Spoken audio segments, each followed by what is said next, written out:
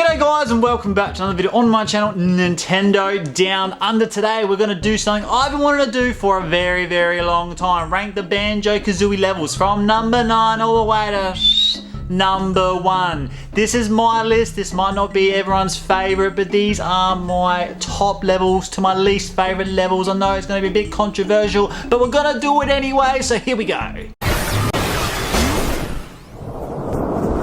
At number 9 to kick things off, this is Spiral Mountain version 2 if you ask me. At number 9, Mumbo's Mountain. Yes, as a kid I loved this map a lot more, really enjoyed it because when you're not as good at games, it was really easy to find the 100 notes and the 5 Jinjos and get all the 10 Jiggies. That was really cool. But now as an adult and I've played Banjo Kazooie so many times I've lost count, I can just fly through the world and it's very similar, if you ask me, to Spiral Mountain. The textures, the look, the colors. When you go to Gruntilda's lair, you might want to think, where am I going? What cool world am I exploring? And think, oh, this looks very similar to what I've just done. You know, you do the first hub world at Spiral Mountain where you're learning moves, and then you go to Mumbo's Mountain. You're pretty much doing the same thing. Yes, it's pretty cool. You get to meet Mumbo for the first time, who changes you into a termite with those pretty cool shorts. And it is a great way to expand on the moves you've learned, and it is pretty cool. Like I said, when you're younger, if you're new to the game, to what things you need to find in the game. But as an adult, just got too basic, too boring, so that's why it sits at number 9 for me. At number 8, we have Bubblegloop Swamp. Yes, look, I like all these maps, don't get me wrong. Just because it's at number 8 or number 9 doesn't mean I do not enjoy these Banjo Kazooie maps, because I wouldn't change the game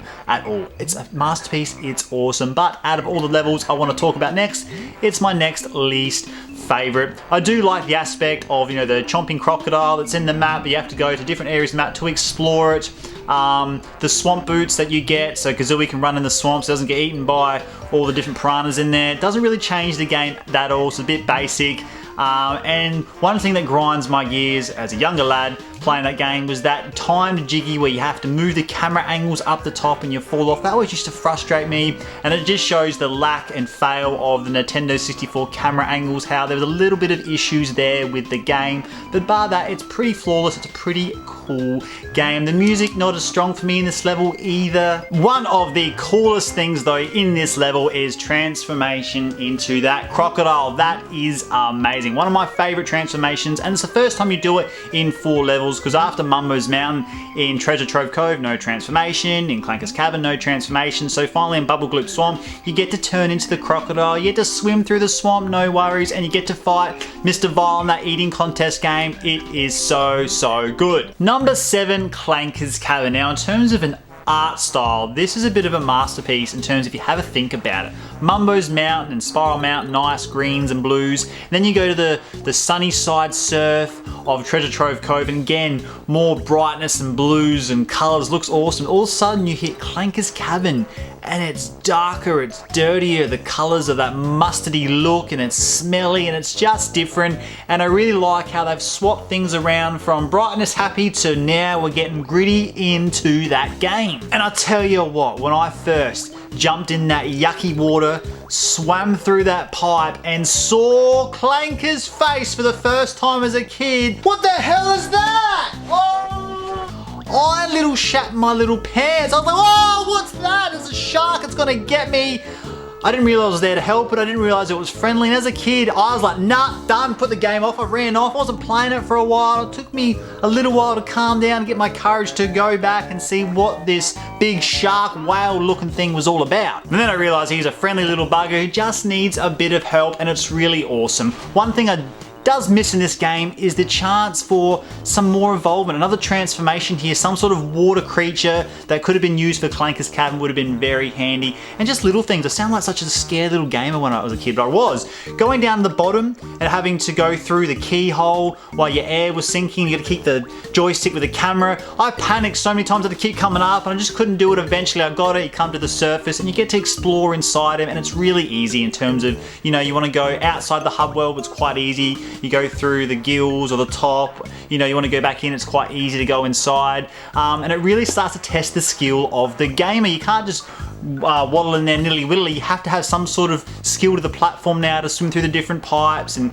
unlock the key and get to things before you run out of air, and I really do enjoy it. And like I said, the art style of this game, in terms, you have to really appreciate what they've done, from those brightnesses all of a sudden to those darkers. Yeah, Clankers Cavern still an amazing level. We're at number 6 now, and you know what, when I got my piece of paper and pen out and had to jot down what my next best game is, it took me so long because they're just all so awesome. But next, Gobi's Valley does take number 6, and let's just appreciate right now, guys, the music of that level.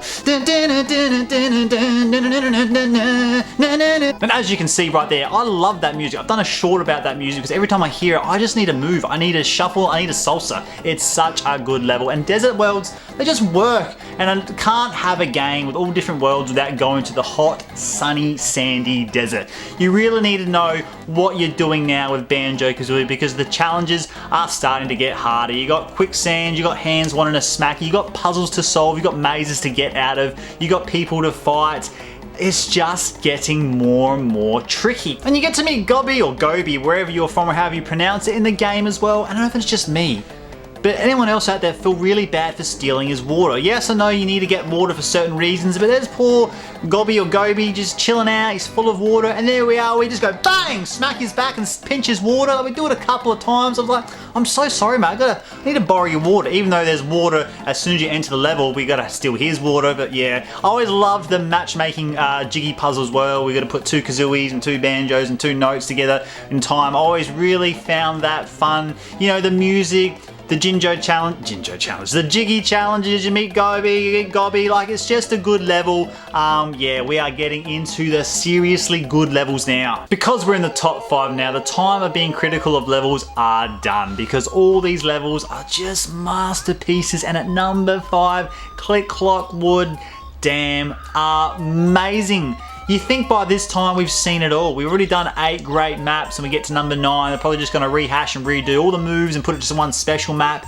But they have pushed the boundaries once again. You went to the main hub area, and once you've unlocked all the switches, you get to choose. Do you want to go into Click Clock Wood in winter, summer, autumn and spring? The map is massive. Every different season you go in, the map transformations or different things happen as well. Like, they have just done a fantastic job with this. All the different jiggy challenges, you know, where you find acorns, you go get in the beehive, you find some worms to hash a big bird, you make the flower grow, you get to go underwater. It's just amazing level, and the music is just awesome. And do you know what? The music for Gruntilda's Lair for Click Clock Wood, also one of my favorites. I listen to Banjo Kazooie music all the time because it's just inspiring. Every time I hear it, I'm like, I need to run downstairs right now, put my game in and play myself some Banjo Kazooie. This level just does it in all aspects, and I just can't believe that after, like I said, 8 great levels, we go to Click Clock Wood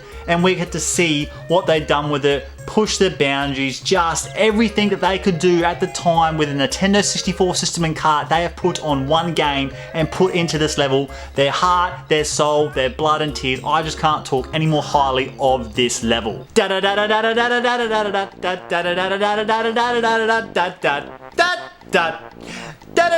That's right, at number 4, Rusty Bucket Bay. Everyone's like, wait, what are you doing, Rusty Bucket Bay? That level sucks, it's too hard, that should be number 9. What are you doing? But you know what?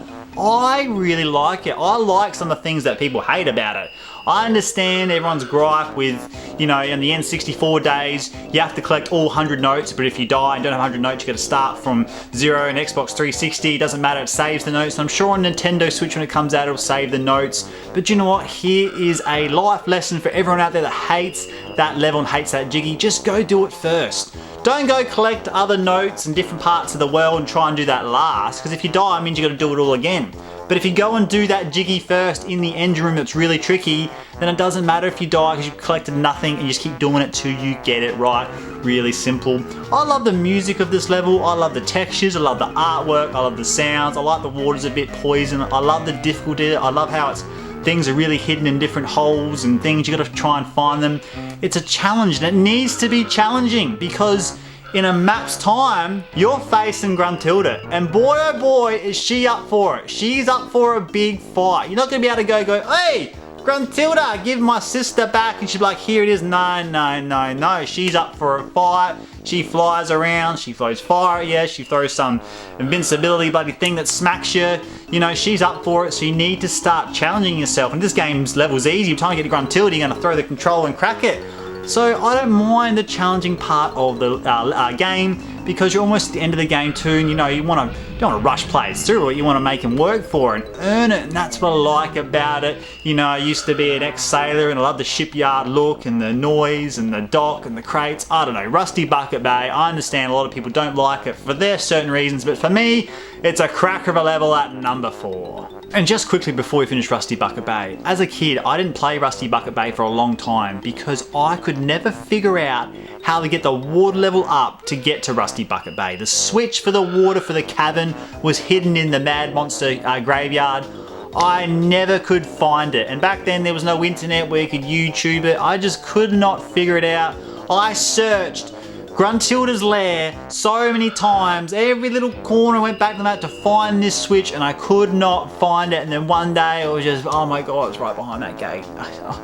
But to get back on track, we're getting juicy now. Number 3, Mad Monster Mansion. I don't know, the whole Halloween spooky side of things, as much as it scares me as a kid, I used to really enjoy it as well. I loved Scooby-Dooby-Doo, where are you? I loved that as a kid. You know, I love Halloween. I don't know. And you know, the Simpsons Halloween special, so this level just had it for me as well. But don't get me wrong. When those green ghosts that are inside the church and that are inside that maze go and chase you. Oh, the green ghosts are coming! Run, run, run! I ran so fast. I would not go in that maze for so times. That orange ginger, I'm pretty sure it's in the maze. I just left them like, mate, I'm not getting you. I'm not going near those green monsters. But you know, this is a level where you really need to pay attention to little hidey holes and little details, because that's where a lot of collectibles are. Collectibles on this level are just not out to go nilly-willy grab. They're hidden in little drain pipes or behind, you know, doors, and you got to get inside glass windows. You got to go down it's quite tricky, this level, so you got to be very careful. And you know, going in the mansion inside the church and playing the organ with that hand the first time, I don't know, just that spooky ear to it. I loved it. The music, the colors, how black it is, but it's all nice and bright and green with the lights and the bats. I don't know, Mad Monster Mansion. Those green ghosts, oh yes, oh yes. For my days, they haunted my dreams, but then I got big and got brave, and I tackled them now, and I got to get them. But back then, wow, green ghosts to go. But yeah, what a level, what a level. Again, I've watched a few people's list on Banjo Kazooie, and Mad Monster Mansion doesn't seem to be as low in a lot of people's list. I don't know what people don't like about it, like it's a scary map with green ghosts. This could have easily been my number 1, but coming in at number 2, what a phenomenal, amazing map. Treasure Trove Cove just takes the cake. In terms of, if you want to show someone how good Banjo Kazooie is, then you need to go and say, I'm going to put in this game, I'm going to go to Treasure Trove Cove, and I'm going to show you the magnificent beachside, the colours, the brights, and you know what, it finally steps up the game. You know, Mumbo's Mountain again was just testing things you need to find, testing skills, but this one, it challenges you to find things on your own, and just the vertical aspect of the game. This is a Nintendo 64 back in 1996 designed console, and you can fly. When you fly as Kazooie and you're looking down vertical and everything, that was amazing. The jump pads, exploring different parts of the map, but you know what? Snacker. Dun, dun, dun, dun, dun. Get out of the water! Quick, get out of the water! Get out of the water!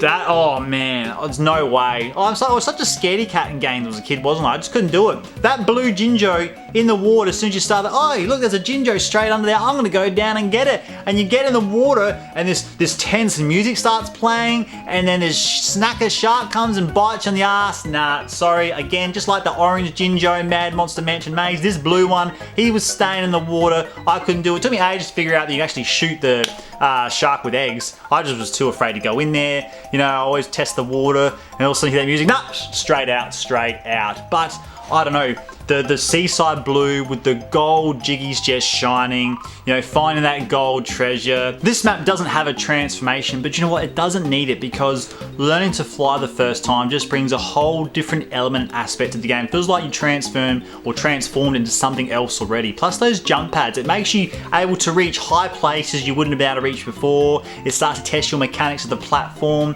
It's just, it doesn't need transformation because the things you can access with the new moves in this game, and personally I reckon this level is the best for new moves compared to every other level. It really opens up the game more. The music's awesome. I can't talk more highly enough of the colors and artwork and the blue seaside of that. I don't know, I'm just an ocean water guy. I love water. Treasure Trove Cove will always hold a special place in my Banjo Kazooie heart. It's hard to beat a magical map like that. That means if you've paid attention, then there's only one level to go. One magical level that undoubtedly is my #1 favorite level to do and my favorite level in the game, Freeze Easy Peak.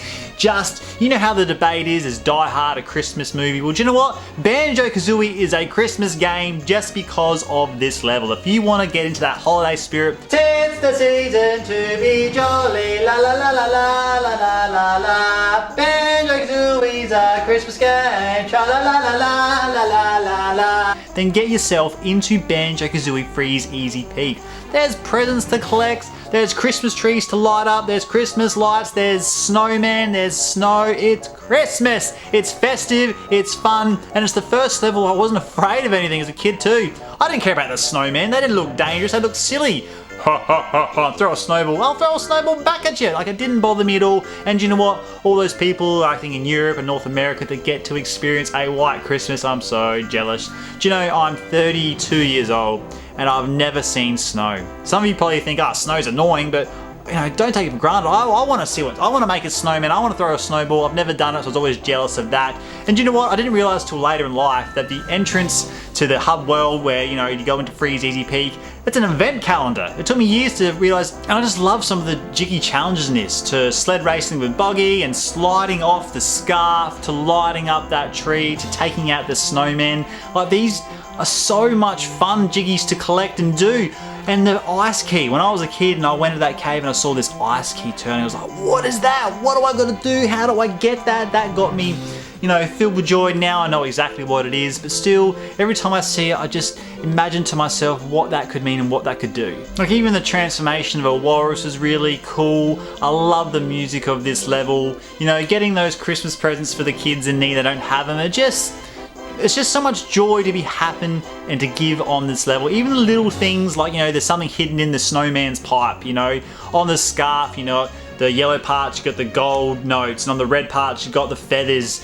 It's just one awesome put together level. Even the design and artwork of the level, you know, big snowman, you got an igloo, you've got presents all over the place, you got a little winter village. Like, what else could you want in a game? And that right there, guys, is my Banjo Kazooie 921. And do you know what? I'm sure a lot of you out there are going to disagree, but that's okay, because I love to read and know why people have different levels in different spots, what you really enjoy about level, what makes it feel magical and special to you, to things that just frustrate you or bore you or annoy you. Because Banjo Kazooie, I just can't have enough of it. I could talk about that game with people all the time, all day long. It is just amazing. So please, in the comments down below, drop your feedback, drop your list from 9 to 1.